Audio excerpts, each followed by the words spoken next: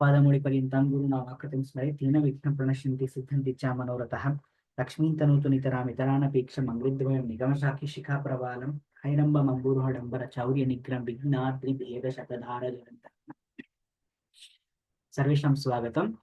This is the Bhāvārtha session for the 40th shloka. अनाद्यविद्योद्भवबुद्धिबिम्बितः जीवप्रकाशोऽयमितीर्यते चितः आत्मा धियः साक्षितया पृथक् स्थितः बुद्ध्या परिच्छिन्नपरः स एव हि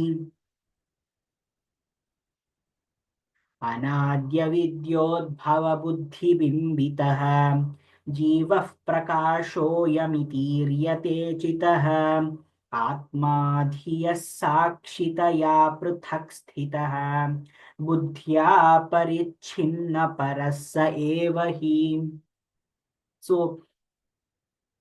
basically coming back to what is the true nature of the Brahman, then it is anadi. There is no so we are not basically whatever is the it is paraha, it is blissful, etc., etc. We saw all this in 39th shloka. The expansion on the 40th shloka, we are going to see with respect to why the projections of the world is resulting. We have covered this also in the previous shlokas, but this is a little more explained. We know that the reason for all these is ajnana, but we need to understand what kind of ajnana also now. So, anadi avidyodbhava buddhi bimbitaha.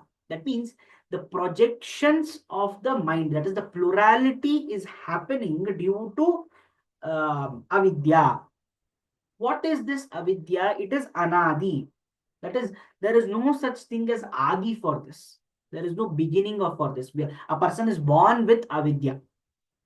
The nature itself is like that. A person is born with avidya. Brahman is not avidya. We are looking at the manifestations. Manifestations always happen with avidya. This avidya has brought out,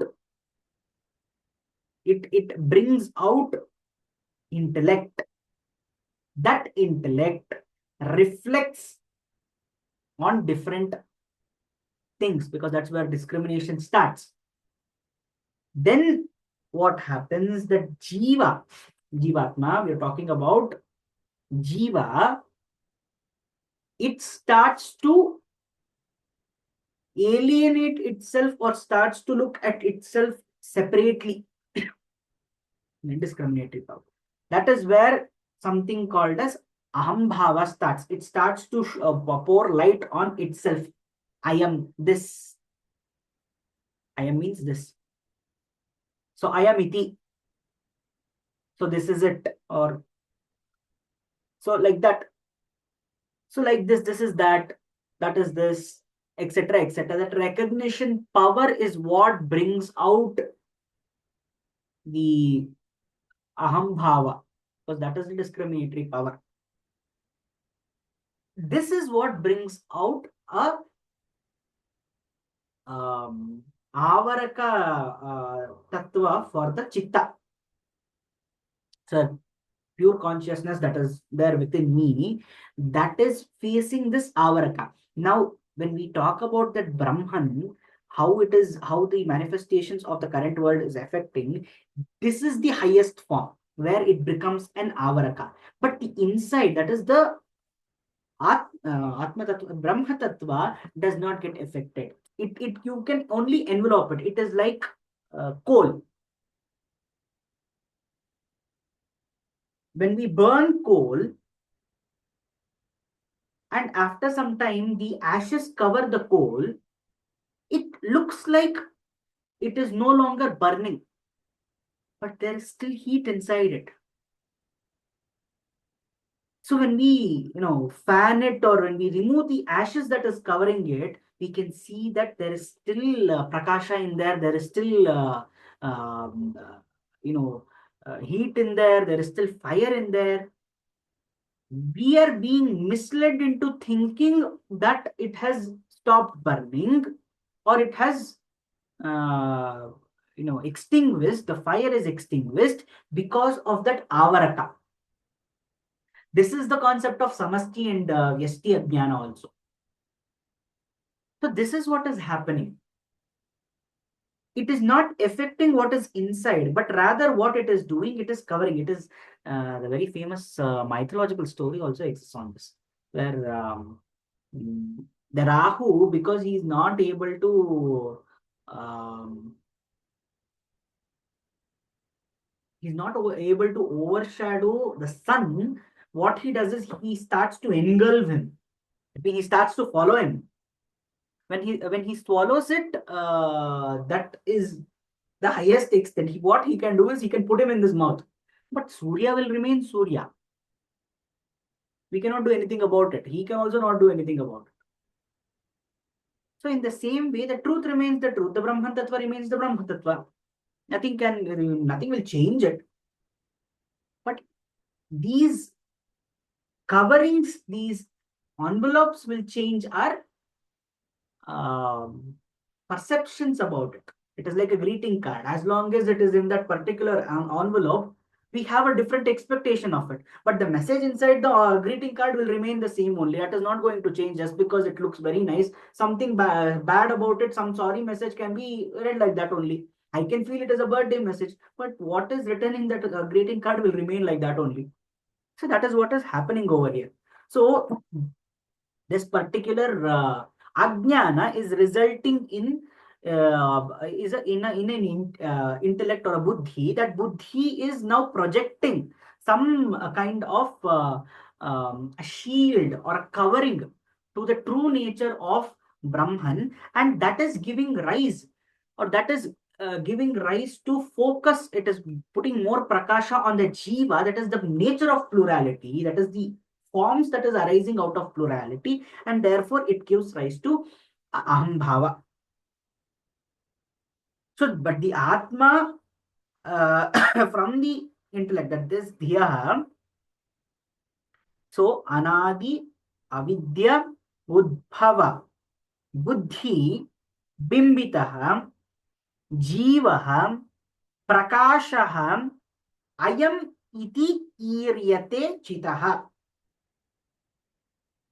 Atma धियः साक्षितया, आत्मा धियः साक्षितया पृथक् स्थितः. That means as a witness, the atma witnesses as a witness. It is separate. Sorry, not the atma. The buddhi experiences that it is separate. Buddhya, by thoughts, what happens? Aparichinna. That means not conditioned. Parichinna is separated. Aparichinna, we cannot separate it. It is a dense mass. Paraha sa evahi. So what has happened is this ignorance that is anadi, that has projected in it gives rise to the buddhi, the intellect, and that intellect what it starts to reflect, and it starts to bring out this plurality, and that plurality, and that intellect, first what it does is it covers it becomes an avaraka that results into the perception of plurality. When the perception of plurality occurs, we start to create some aham bhava. That aham bhava is what gives us the understanding of separation of jivatma and paramatma. That is the individualized ego. That is where it gets it. But the self is witness to all these things. That is, it is seeing that this separation of intellect, the ego, etc., is happening. But it is not conditioned by it. It is in the presence of it, but it is not getting conditioned by it. It is just sitting and it is silently seeing what is happening. That's all. But it is not getting conditioned by it. It is not getting influenced by it. That is what they're trying to say with this shloka.